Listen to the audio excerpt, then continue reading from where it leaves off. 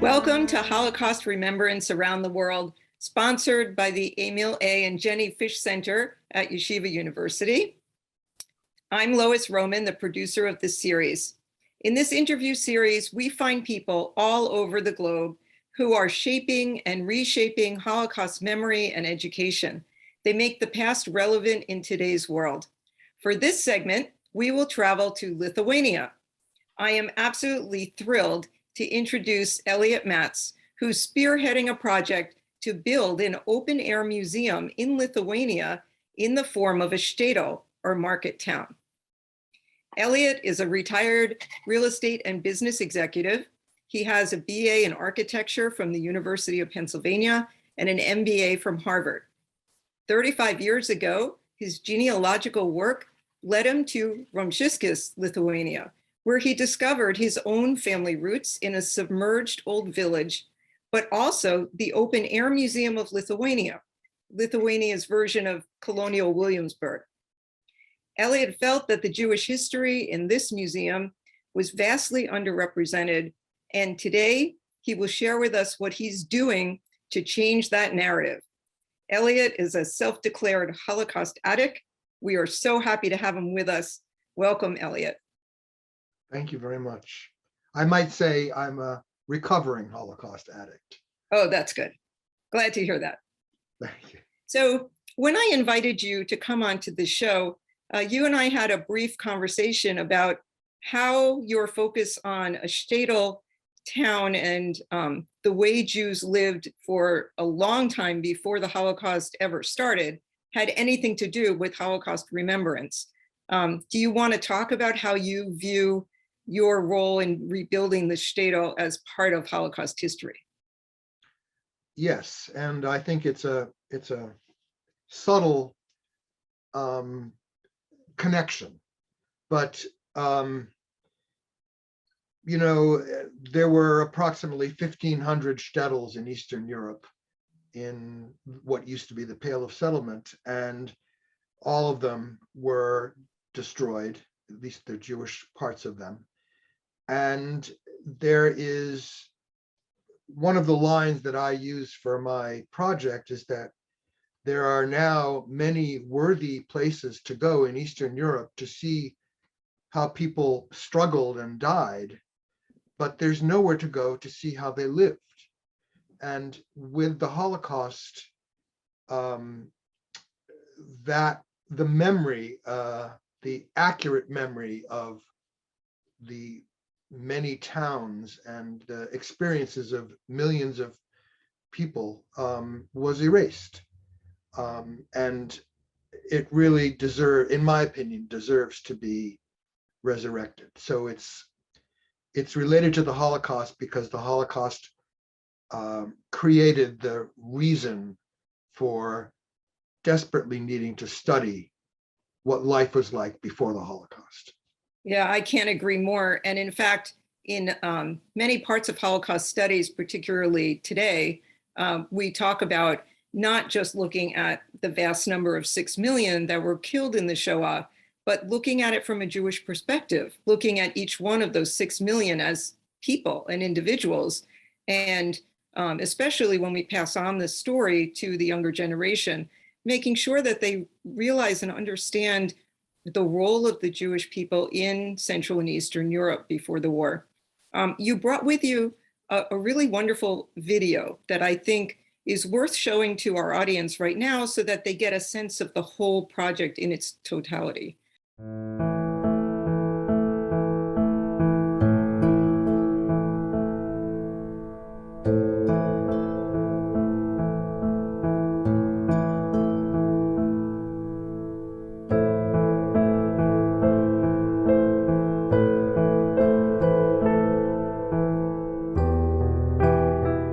The centuries-old market town of Rumsiskes sits northwest of Vilnius, Lithuania, which was once known as the Jerusalem of the North and was considered the center of Jewish life in Eastern Europe.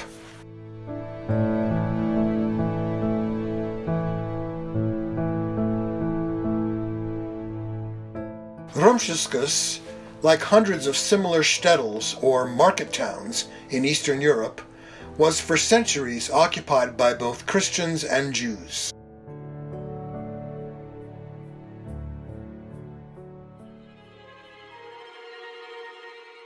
Rumsiskes was forever altered by the Holocaust, which wiped out the 40% of its population that was Jewish.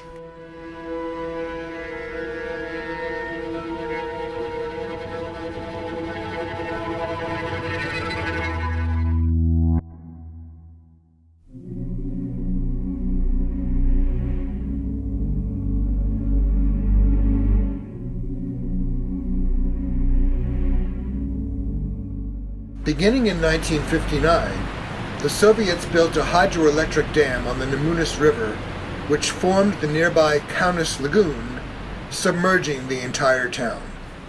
The Soviets constructed a new town of Rumsiskes nearby.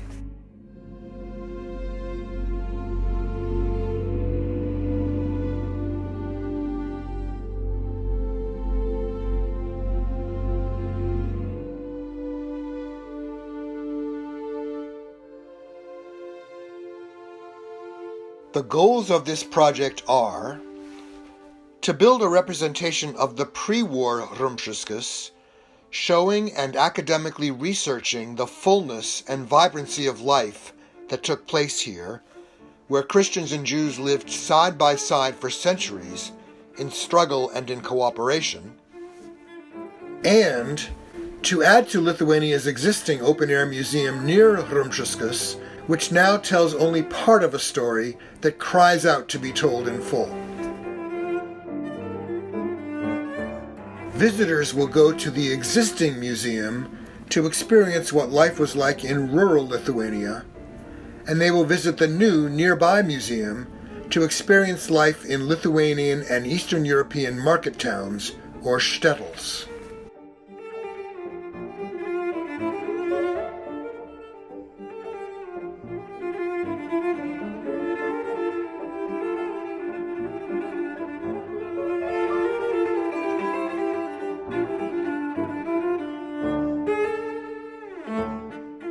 The end result will be a sight and experience like no other in Europe, one that is culturally and historically true to the real Rumsiskes and to hundreds of other similar Eastern European market towns, in which their inhabitants struggled and sometimes thrived for centuries prior to the atrocities of the mid-20th century, showing the totality of market town life rather than an idealized version of it, showing the rich and sometimes agonizing complexity of Christians and Jews interacting and living lives side by side.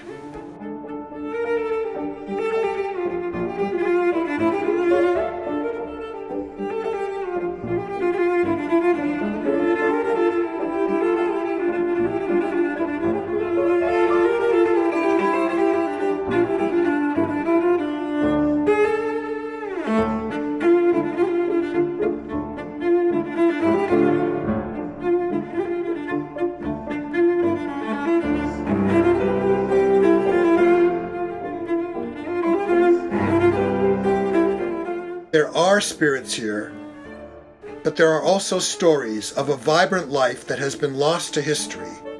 Stories from which we can learn lessons about how to live together and how to heed warning signs when they flash.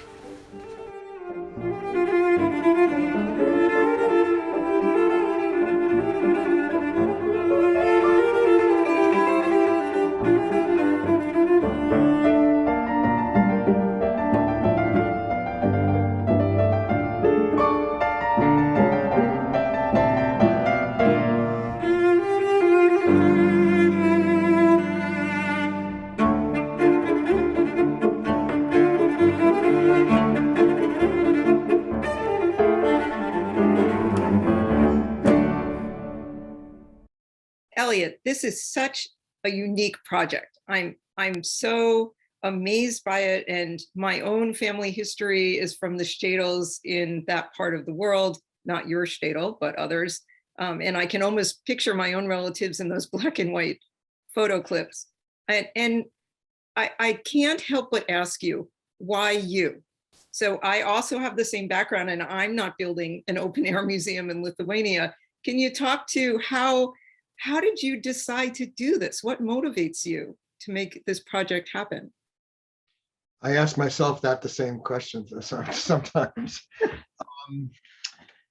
Yes, it really goes back to my childhood. My grandfather emigrated from Lithuania, from Rumsiskes to Boston. And my father, when I was growing up, was very interested in preserving the memory and the history of his family.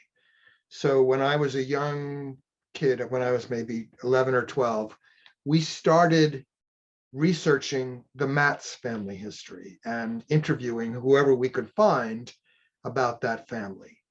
I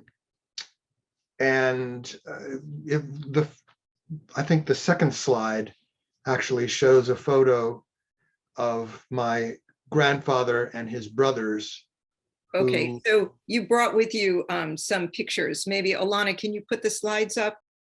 This is a photo of my grandfather on the left and two of his brothers, actually taken in a photo studio in Kaunas in probably 1895. They and one sister came to Boston.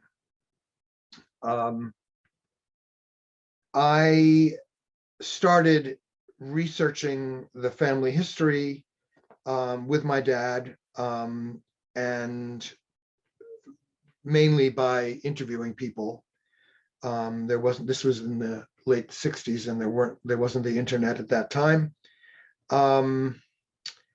And I wrote it all down on a chart, and in maybe 1970 sort of put it away and went on with my life. But fast forward to 1987, I was working in New York, and a colleague of mine went on a Baltic cruise in 1987 with his partner. And when he came back to the office, he brought with him a booklet that the ship gave the passengers that described day tours that they could take at each port at which the boat docked. And I leafed through it and saw that when it docked in Lithuania, in Klaipėda, which is the port in Lithuania, there was a day tour to Rumsiskes, to my grandfather's village. And I couldn't understand it. I had studied Russian in high school. I knew that under the Soviets, which it still was,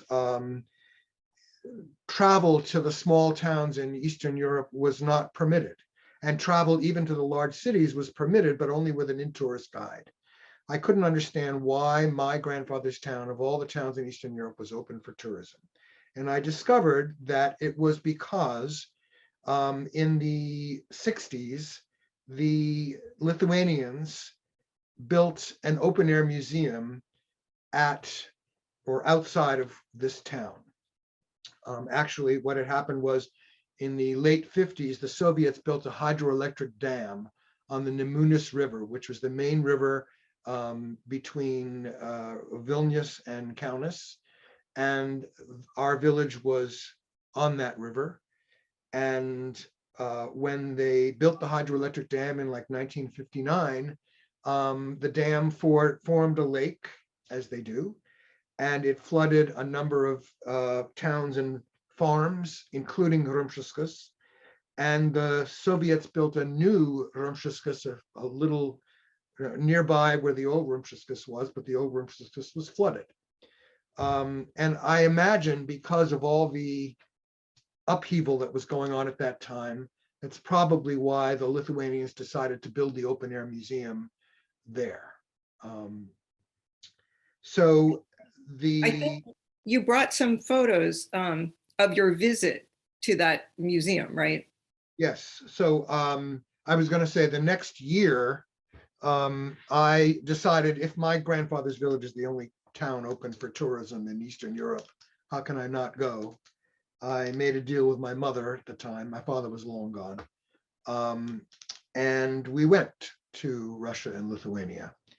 And I do have a couple of photos. If you could go to the next one now.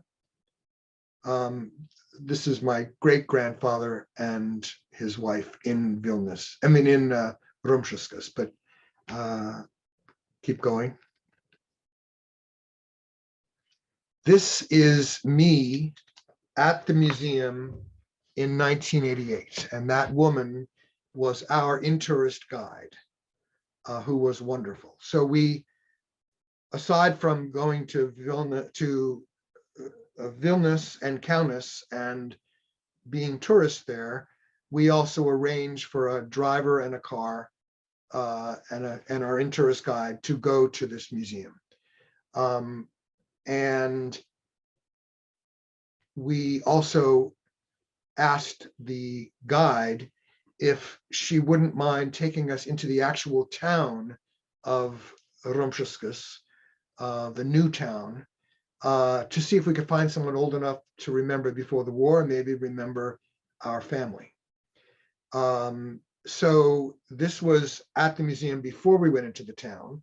The museum at that time was very beautiful, very well done.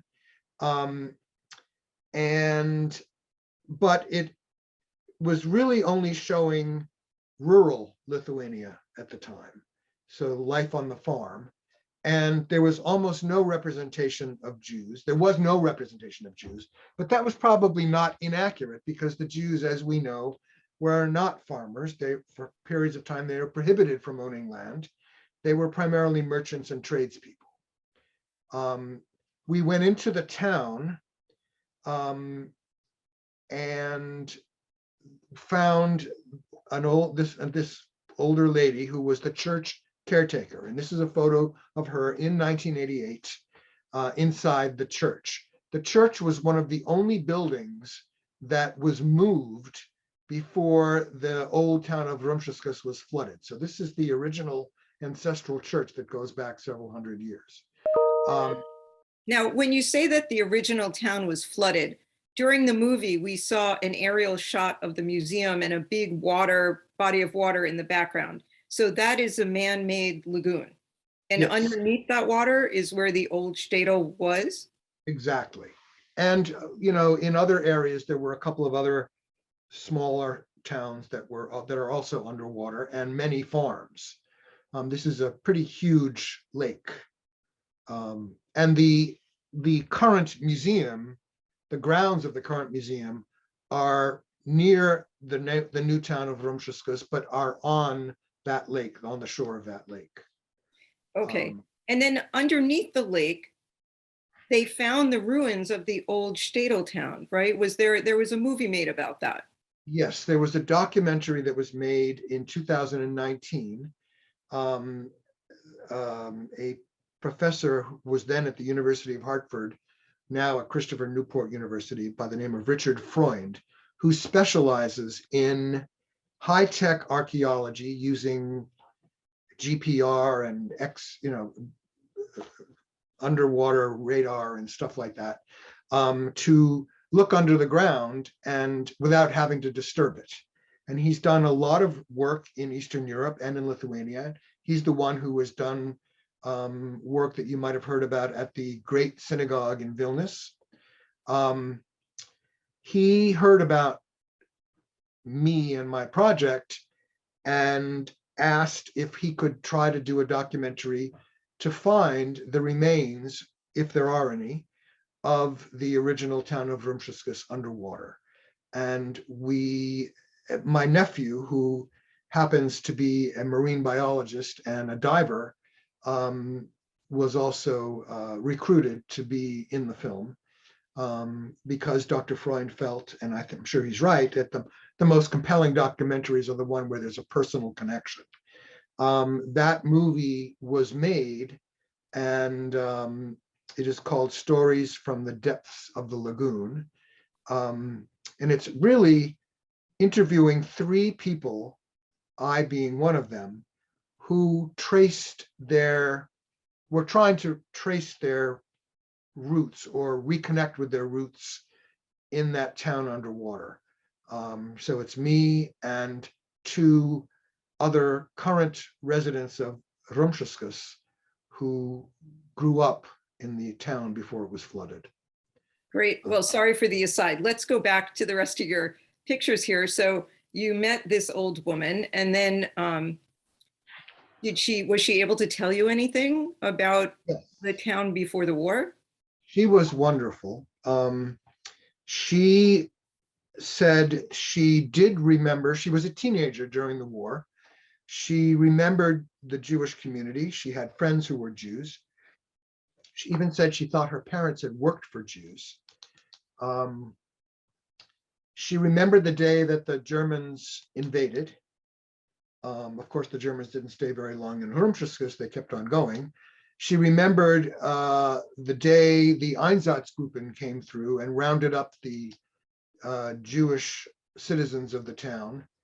And she knew where the killing site was, and she told us and our driver. She did not remember our family name or anyone from our family, but what are you going to do? Is the killing site noted in Lithuania these days? Is there a monument or memorial or anything? So we went to the massacre site that day, and you can go to the next slide. I think it's the next slide. That, yes, on the top is a photo that I took that day of the massacre site, and on the bottom is the same site in 2019. So you can see that in 1988, people weren't talking about the Holocaust at all, or Jews or anything. In 2019, there is the memorial there. So we went there, and that, you know, when they did Holocaust by bullet in Eastern Europe, I'm sure you all know about this, what they typically did was find a site outside of each town that wouldn't be obtrusive, and often dug a pit or found an existing pit and shot people into that pit. This is where that pit was, and it is not submerged, obviously. It's near the town that's submerged, but it's on the grounds of the existing museum. Well, do you have any idea how many people were murdered? Yes. At this site, yeah, on August 31st, 1941, I believe about 80 people were murdered from the town of Rumsiskes, but additional people were murdered at this site from some surrounding towns. And those 80 people were mainly women, children, and older people. The men had been, the able-bodied men had been drafted for slave labor, and they were taken to a nearby town called Pravieniškes. And I'm sure most of those died, but in various places, and I don't know where. Right. This is certainly part of the story of the Holocaust that many people are the least familiar with. But this is also very typical of what happened in each of those 1,500 shtetls. Yes, it's a very, And very important part of history. As an aside, I don't think I've told you this, Lois. I'm going back again to Rumsiskes this coming summer, and I am now in the process of trying to organize on August 31st, which will be the 81st anniversary of the massacre, a small memorial gathering. You know, I think there have been memorial gatherings at many killing sites outside of many towns, but I don't think there's ever been one here. Wow, another groundbreaking project for you. Congratulations. No, I think that's a wonderful idea. Thank you. Now, when you went to the newer part of the town, you were able to walk around freely and visit the newer part of Rumsiskes? Yes. This is the new rebuilt town. This actually is not the town. This is one day in 2019 while they were filming that documentary.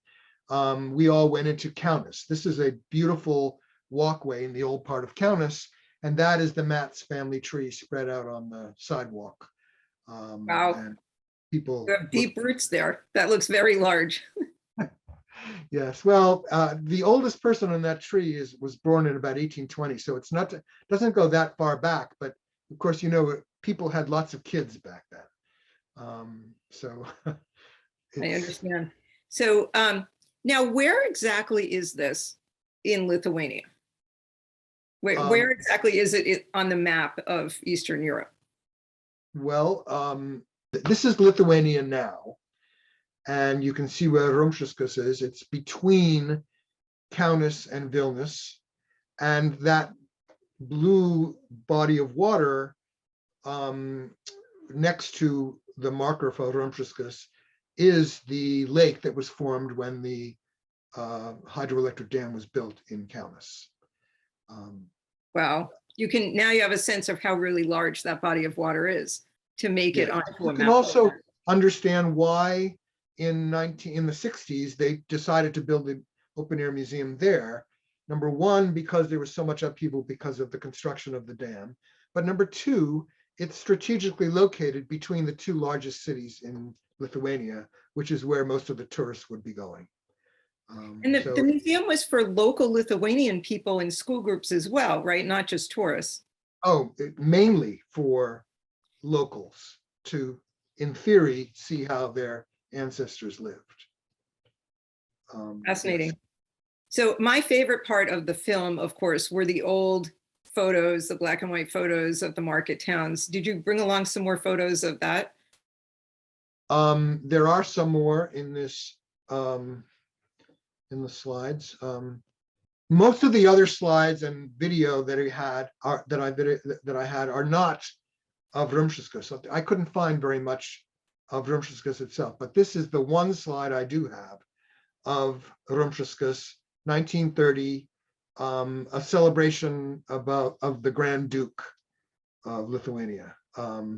But this is the actual market square of Rumshiskas that is submerged.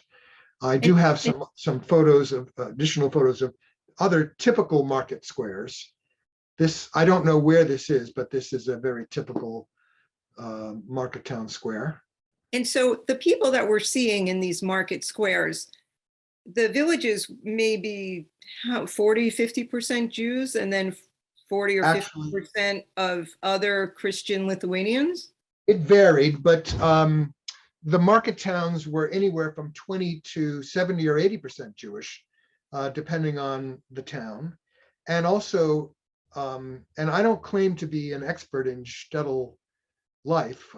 We have professionals who will be researching that, but I do know that the shtetls varied somewhat from area to area, from the old, Galicia to the Ukraine to Poland and Lithuania, but a lot of them were similar. And there is no open air museum now that accurately shows an open air museum. So this will be the only one in the world. But they all had the distinctive feature of all of these towns was that there was a market town square where all the residents would come together and do their business. So the farmers, typically Lithuanian or local peasants, would on Mondays and Thursdays congregate on this market town square and sell their goods, but also go to the shops that were owned by the Jews, typically on the market town square, where there would be tailors and dressmakers and cobblers and bars and all kinds of other businesses. And the Jews typically, while the towns were anywhere from 20 to 80% Jewish, the market town square itself would have been more like 90% Jewish or 95% Jewish, because the Jews owned the stores, were the merchants and tradespeople, and would have lived behind the stores or above the stores. And so it of course shows us that the Jews and the Christians and local Lithuanians, they spoke each other's languages enough to be able to trade and buy from each other, and they knew the habits of each other well enough to know what each different group would be interested in. as far as fabric and buttons and food and produce. So, it's interesting. Can we unshare the slides for a second and just go back to talking about this whole time period? Because, I think that there's a lot of confusion about the relationship between the Jews and the Christians before the Holocaust. And what you're outlining is, probably not a perfect relationship, but definitely for decades, life existing in a tolerant manner with Jews and Christians living next to each other, trading with each other, understanding that they had differences. Well, I want to be careful, and I've been warned about this by several people, including Amy Shapiro, who introduced me to one of your colleagues there. I don't want to paint the history or look at the history through rose-colored glasses. Jews came to this area in the 1400s, and more later. But there were periods of cooperation, and there were periods of terrible strife and struggle. And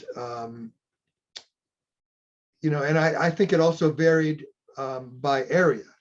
There were times when the czars, who controlled a lot of this area, were welcoming to the Jews, but there were other times when the czars terribly discriminated against the Jews and forbade them from certain professions and from owning land, and made all the Jews in Russia live in the Pale of Settlement. And I'm sure the local people resented in many ways the way that the Jews were encroaching on their land historically, and it was not always pretty, as you know. But there were certainly many times when the Jews coexisted amicably. And I actually found out that in fairly recent history, the late 1800s to the early 1900s, in Rumsiskes, people's memoirs said that the Jews and the Christians there had a fairly amicable relationship. And there were sports teams and joint firefighting groups, like you saw a photo in the video. And I know it wasn't always like that. And I'm sure one of the reasons my grandfather and his siblings and many other people left were, one, because they were poor and there wasn't much opportunity, but two, they were probably concerned about pogroms, which were heating up at that point. And so it wasn't always beautiful. So fast forward to today, and you have this idea, along with a group of people that you're working with, to build this open air museum to represent Jewish life in Lithuania. And what is the reception of that idea in Lithuania today? Are the locals excited about it? Have you gotten pushback? Is this a government funded project or a private fund project? If I might, I'd like to fast forward to 2017. Okay. To answer your question. I went back in 2017. And after 30 years of Lithuanian independence and sort of enlightenment, and slowly people coming to terms with the history of the Jews and the Lithuanians, and a lot of other things that happened. I went back to the museum at that point, and it was still beautifully showcasing the life on the farms. But now, in addition to that, there was a recreation of a market town square, a shtetl square. But as of 2017, and even as of now, there is still almost no representation of Jews. There's a teeny bit. So that, unlike in 1988, that is not accurate. And I decided that if this is my grandfather's town, and I was going to make it my project in retirement to try to fix this. The current museum is run by the Lithuanian Ministry of Culture. And I have been in touch with the Ministry of Culture, with the administration of the existing museum, with the local townspeople, and with a lot of other people. And everyone is very cooperative. Now, I think that one of the reasons is that they genuinely want to portray an accurate history. Another reason is that if they make this an accurate representation of market towns, then they stand to enjoy the benefits of a lot of increased tourism. If there are millions of people, Christians and Jews, descended from people who lived in these towns and on the farms. And right now, there's nowhere that they can go to see accurately what life was like for their ancestors and what the interaction between them was like. And Wow, I'm so excited about this project because it is my ancestry. I'm ready to buy a plane ticket. So when is this project going to be up and running? if I may also, in addition to the museum, we're also going to have a research/academic entity housed at the museum that will be a partnership between Vilnius University, which is the preeminent university in Lithuania, and Brandeis University in Waltham, Massachusetts. And that entity will have graduate students, PhDs probably, studying this interaction between the Christians and Jews for 600 years, the good and the bad, and maybe what lessons might we learn from that coexistence that we could apply to today's crazy world.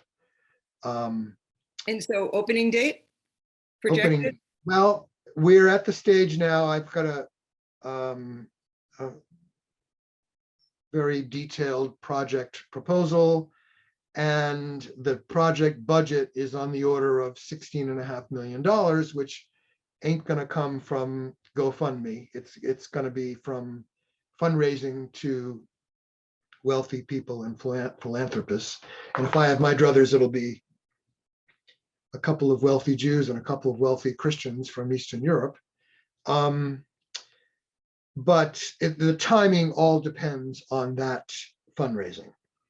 So I have a timeline from the day we raise the funds until when the new museum might open. The idea is to have the new museum work in conjunction with the existing museum, in partnership with them, but privately run and owned. And I've been advised that that is the only way it's going to get done. I would say that if we're lucky, we'll raise the money sometime in the next year, and then it'll probably take another 2 to 3 years to design it and build it and get it open. And I'm sure that's going to be a very complex process. And I'm sure. So we're almost out of time for our segment, but I want to leave you with the floor one last time. Do you have any words of wisdom for our audience? What would you like their takeaway message to be? You've single-handedly found a little piece of Holocaust memory, of Jewish history memory, and you've taken it upon yourself to do something. What are your words for our audience? First of all, I haven't done it single-handedly, but I guess my advice for people as persons would be to follow your passions. You know, I discovered this because of my father, and he was also a person who believed in peace, not war, after what he had witnessed during World War II. And that really resonated with me. And all I'm doing now is following that passion, and I'm fortunate enough to be able to do that in my retirement. And my advice would be, if you have something like that hanging at you in the back of your head. Listen to it and follow it. And it may not work out, and this museum may not get built, but it won't be because I haven't tried. And for all your members and video watchers, the satisfaction comes from doing the best you can to make it happen. Absolutely. Wonderful words of advice. Elliot, thank you so much for spending a few minutes with us and sharing your project and your history and your dreams with us. I personally can't wait to visit this, and fingers crossed it will happen. I want to thank our audience for participating and watching today's episode. The Fish Center at Yeshiva University offers many programs like this. If you want to watch the older episodes in our series, you can go to our website. You can also see other types of public programming at that time. Our primary mission at the Fish Center at Yeshiva University is bestowing a master's degree for students interested in Holocaust and genocide studies. We have a short video clip about that now. If there's truth to the saying that history repeats itself, then Holocaust remembrance and the study of genocide is not only a vital part of history, but also a crucial warning for the future. Confronting Holocaust deniers and distorters is one of the most important tasks of our generation. The Fish Center at Yeshiva University was founded with this mission of preserving the history of the Holocaust as well as more recent genocides. Our master's program offers a unique investigation of the Holocaust of European Jewry with an interdisciplinary approach through the lenses of law, social work, history, theology, education, literature, and political science. If this sounds like a path you would like to pursue, apply now or learn more. I'd like to extend an invitation for you to join us and become a member of our growing community of scholars and educators.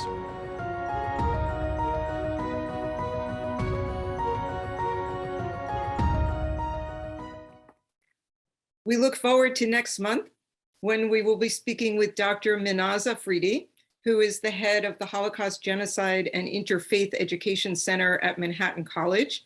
We also want to thank our helpers today, Alana Murley, who ran all the technology for us, and also our community sponsors, the Holocaust and Human Rights Center in White Plains, New York, the Center for Holocaust Education in the East Valley JCC in Arizona, 3GNY, the Florida Holocaust Museum, the Rabbi Arthur Schneier Program for International Affairs at Yeshiva University, Shadowlight in Canada, Manhattan College, the Sosua 75 in the Dominican Republic, the Holocaust Memorial and Museum in San Antonio, Texas, Johannesburg Holocaust and Genocide Studies Center in South Africa, 2 different programs at the University of Miami, the Holocaust and Education Center in Fukuyama, Japan, the Illinois Holocaust Museum in Skokie, the Sister Rose Thiering Fund in Education for Jewish and Christian Studies, the Lake District Holocaust Project in the UK, Jewish Gen, and the Maltz Museum in Cleveland, Ohio. Thank you to everybody, and we look forward to seeing you in our next segment.